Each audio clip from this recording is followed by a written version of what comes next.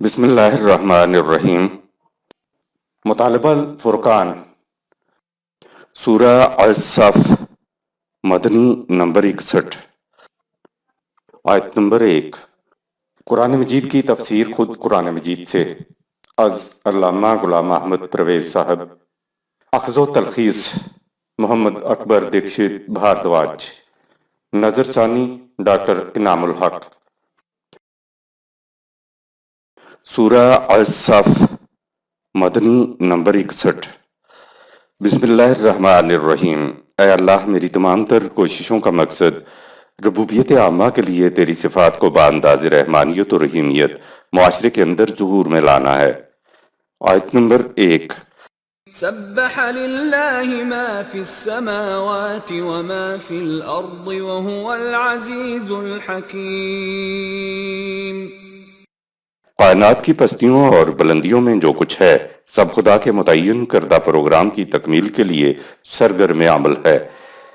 اس کا قانون بڑے غلبہ و تسلط کا مالک ہے، لیکن اس کا غلبہ بلند ترین حکمت پر مبنی ہے۔ کائنات کی ہر شے کا ہمہ وقت سرگرمی عمل رہنا انسان کو سبح کا مفہوم سمجھانے میں مصروف ہے۔ کائنات کی ہر شے اپنے اپنے فرائض کی سر انجام دہی میں سرگرداں اور مصروف عمل رہتی ہے، اور یہ سارا نظام اس خدا کے قانون کے مطابق کار فرما ہے جو بڑی قوتوں والا ہے، اور اس کے ساتھ ہی اس کی قوت حکمت پر مبنی ہے۔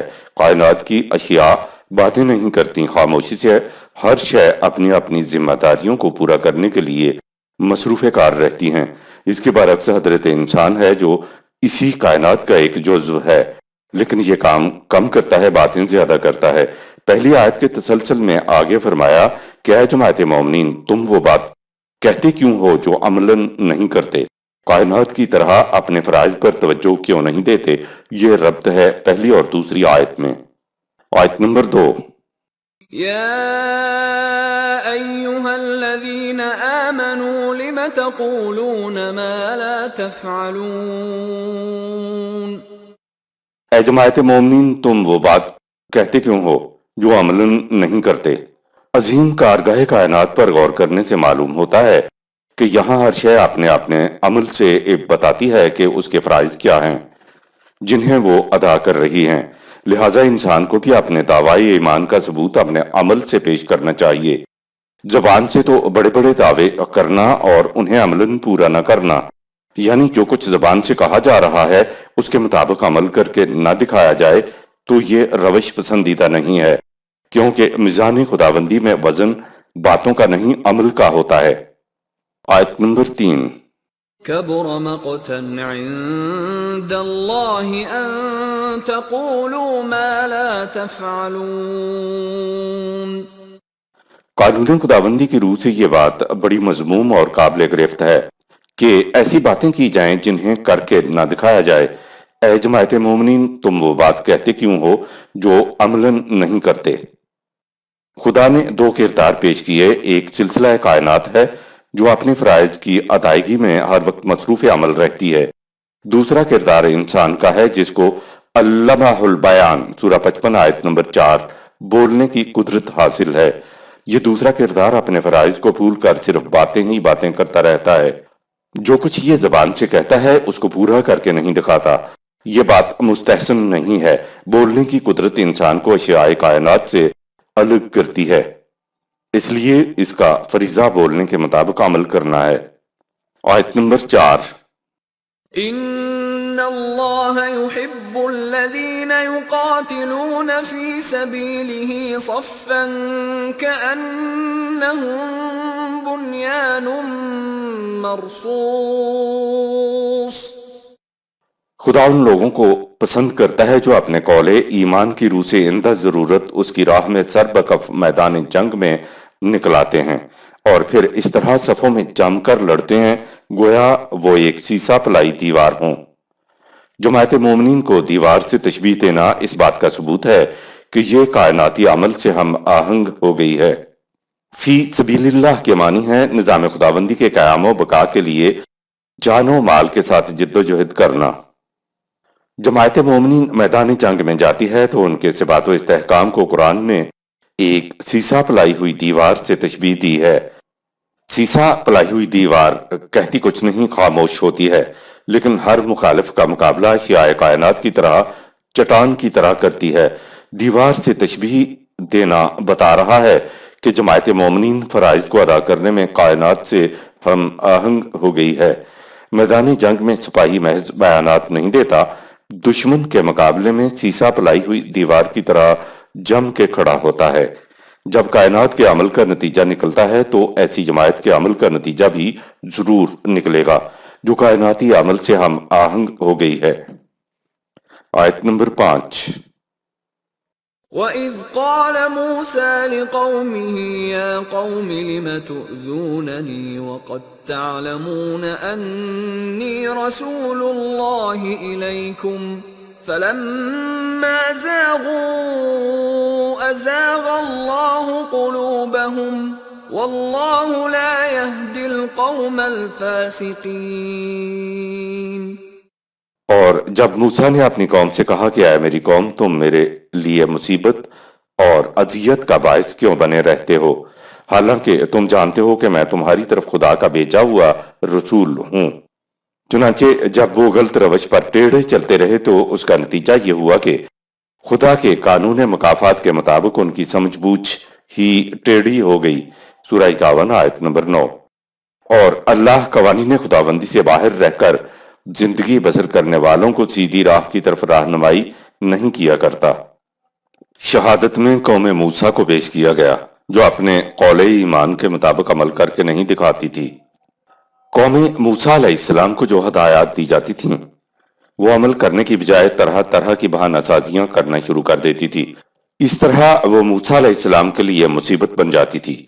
موسیٰ علیہ السلام ان سے کہتے تھے کہ میں خدا کا رسول ہوں، اس لیے میں تمہیں جس راستے پر چلاتا ہوں وہ خدا کا تجویز کرتا ہے اور تمہارے ہی فائدے کا ہے، لیکن وہ اپنی روش سے باز نہ آئے۔ خدا کا قانون مکافات یہ ہے کہ جو قوم ٹیڑھی چلتی ہے تو نتیجہ میں اس کی عقل بھی ٹیڑھی ہو جاتی ہے۔ جب یہ بات آئے کہ خدا نے ان کے دل پھیر دیے تو اس کا مطلب یہ ہوتا ہے کہ جیسی روش ویسا خدا کا قانون، یعنی جو قوم اپنے اختیار و ارادے سے ٹیڑھے راستوں پر چلے تو اس قوم کی عقل بھی ٹیڑھی ہو جاتی ہے۔ اسی کو خدا کی مشیت کہتے ہیں۔ اللہ نے ان کے دل ٹیڑھے کر دیے سے مراد یہ نہیں کہ خدا نے زبردستی ان کے دل ٹیڑھے کر دیے، اس کو ایک دوسرے مقام سے سمجھتے ہیں۔ فرمایا کہ یوفا کو انہو بن اوفیکا، سورہ 51 آیت نمبر 9۔ غلط راستے کے اوپر وہی ڈالا جاتا ہے جو غلط راستہ اختیار کرتا ہے، یعنی دل انہی کے ٹیڑھے ہوتے ہیں جو غلط راستے پر چلیں۔ ٹیڑھے اور سیدھے راستہ کا انتخاب انسان خود اپنے اختیار و ارادہ کے تحت کرتا ہے۔ صحیح یا غلط راستے پر چلنے کی پہل انسان کرتا ہے، پھر انسان کے عمل سے مطابقت کرتا ہوا خدا کا قانون عمل کا پیچھا کر کے نتائج برآمد کر دیتا ہے۔ آیت نمبر 6۔ وَإِذْ قَالَ عِيسَى ابْنُ مَرْيَمَ يَا بَنِي إِسْرَائِيلَ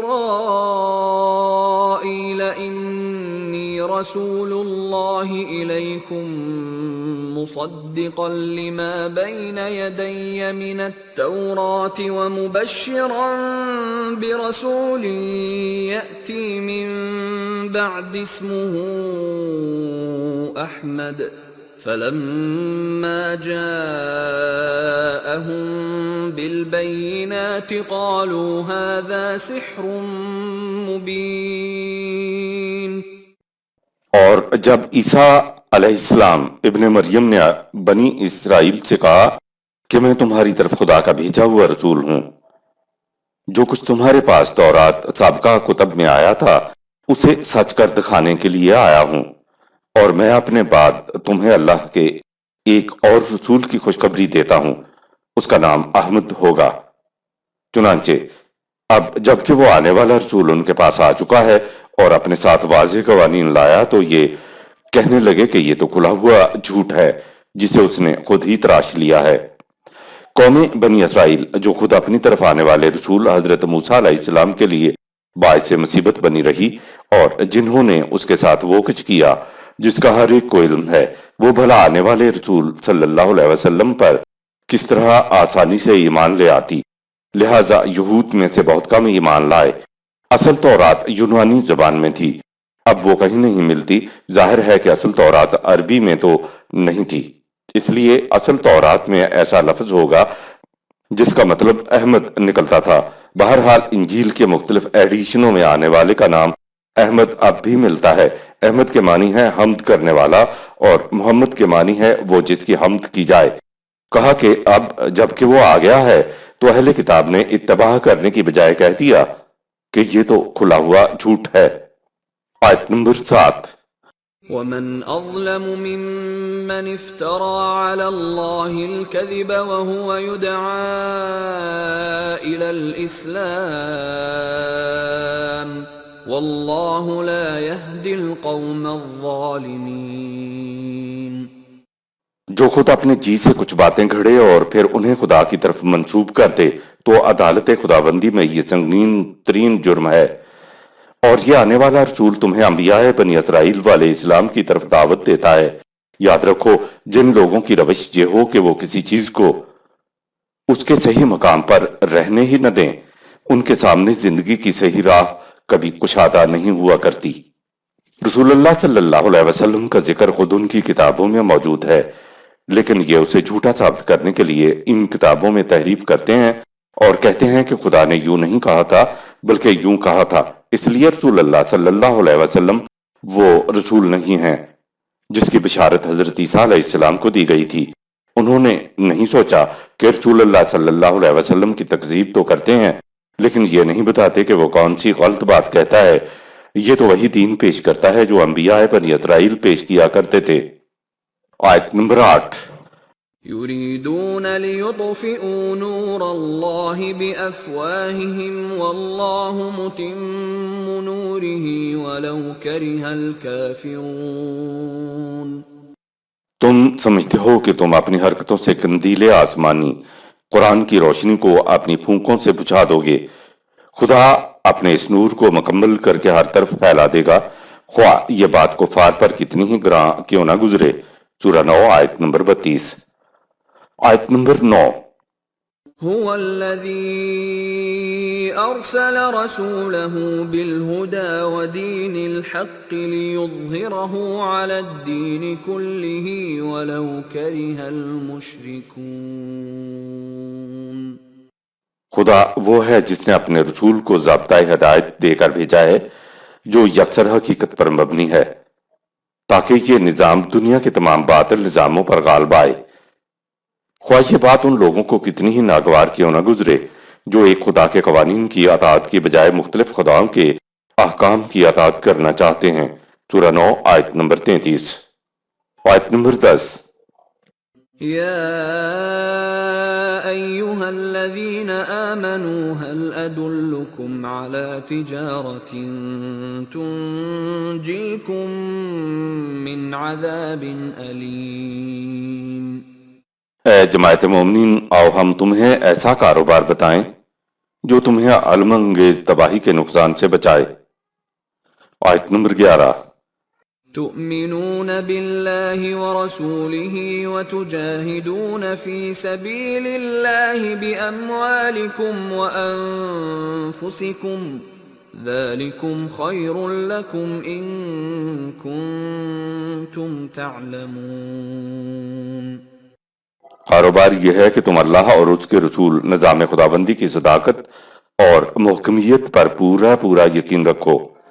اس نظام کے قیام و بقا کے لیے پوری جد و جہد کرو، اس کے لیے تم اپنا مال و دولت بھی صرف کرو اور ضرورت پڑنے پر اپنی جانیں تک بھی لڑا دو۔ اگر تم غور و فکر کرو گے تو معلوم ہو جائے گا کہ اس کاروبار میں کس قدر منافع ہے۔ سورہ 9 آیت 111۔ خدا کے ساتھ تجارت مومنین کے لیے کس طرح منافع بخش بنتی ہے؟ نمبر 1، پہلے تو یہ یقین ہو کہ قوانین خداوندی پر مبنی نظام خداوندی معاشرے کی صحیح سمت کی طرف رہنمائی کر رہا ہے، اور یہ کہ یہ نظام میری اور دیگر افراد معاشرہ کی منفعت کے لیے کام کر رہا ہے۔ نمبر 2، یہ یقین ہو کہ یہ نظام ضرور کامیاب ہو کر رہے گا۔ نمبر 3، نظام کے قیام و استحکام کی خاطر صبر و استقامت کے ساتھ اپنے مال کو خرچ کرنا اور ضرورت پڑے تو جان تک قربان کرنے سے بھی دریغ نہ کرنا۔ یہ خیال دل میں کبھی نہ آنے پائے کہ نہ جانے یہ نظام کامیاب ہوگا بھی یا نہیں۔ تم اپنے حصے کا کام کر جاؤ اور نتیجہ خدا پر چھوڑو۔ نمبر 4، جان و مال اور دیگر نعما خدا کی طرف سے تمہارے پاس امانت ہے، سورہ 16 آیت نمبر 53۔ اگر تم اپنے جان و مال کے ساتھ نظام کے لیے جد و جہد کرتے ہو تو یہ تمہارے اس معاہدے کے مطابق ہے جو ایک مومن ایمان لاتے وقت خدا سے کرتا ہے، سورہ 9 آیت نمبر 111۔ اگر تم مال کی قربانی کے بعد میدان جنگ سے غازی بن کر واپس آتے ہو تو تم مال کی حد تک خدا کو امانت لوٹا کر سرخ روح ہو گئے ہو۔ جب تمہیں نظام کے ثمرات ملیں گے تو تم خود اقرار کرو گے کہ یہ کس قدر منافع بخش کاروبار ہے۔ اگر مال کے ساتھ جان بھی چلی جاتی ہے تو اخروی زندگی میں تمہیں ابدی اور خوشگوار زندگی ملے گی، تو تم خود اقرار کر لو گے کہ ہاں یہ خدا کے ساتھ منافع بخش کاروبار تھا۔ انسان کا یوں عمل کرنا جد و جہد مسلسل کہلاتا ہے۔ ایک مومن کی تو ساری زندگی جد و جہد میں گزرتی ہے۔ ایک حدیث ہے جسے رسول اللہ صلی اللہ علیہ وسلم کی طرف منسوب کیا جاتا ہے اور لگتی بھی ہے صحیح ہے۔ فرمایا کہ مومن کی زندگی یوں گزرتی ہے کہ جنگ ہو تو میدان جنگ میں جہاد کر رہا ہو، اور جب جنگ نہ ہو تو میدان جنگ میں جہاد کرنے کی تیاریاں کر رہا ہو۔ آیت نمبر 12۔ يغفر لكم ذنوبكم ويدخلكم جنات تجري من تحتها الأنهار ومساكن طيبة في جنات عدن ذلك الفوز العظيم۔ یہ نظام تمہارے لیے ایسا سامان مہیا کر دے گا جس سے تم ان تباہیوں سے بچ جاؤ گے جو تمہارے پیچھے لگی رہتی ہیں، اور تمہیں دنیا و آخرت میں ایسی جنتی زندگی عطا کر دے گا جس کی تر و تازگی میں کبھی کمی واقع نہیں ہوگی، یعنی سدا بہار باغات کے اندر نہایت خوشگوار رہنے کے گھر۔ یہ بہت بڑی کامیابی و کامرانی ہے جسے نصیب ہو جائے۔ آیت نمبر 13۔ وَأُخْرَى تُحِبُّونَهَا نَصْرٌ مِّنَ اللَّهِ وَفَتْحٌ قَرِيبٌ وَبَشِّرِ الْمُؤْمِنِينَ۔ ان کے علاوہ ایک اور چیز بھی ہے جسے تم بہت پسند کرتے ہو، یعنی عرب ہی میں نہیں بلکہ باہر دیگر مقامات میں بھی تمہاری حکومت قائم ہو جائے گی، سورہ 33 آیت نمبر 27۔ اس مقصد کے لیے قانون خداوندی کی پوری تائید و نصرت تمہیں حاصل ہوگی، جس سے کامیابی کی راہیں یکے بعد دیگرے تمہارے سامنے کھلتی چلی جائیں گی۔ اے رسول، جماعت مومنین کو اس خوشخبری کی بشارت دے دو۔ آیت نمبر 14۔ يا أيها الذين آمنوا كونوا أنصار الله كما قال عيسى ابن مريم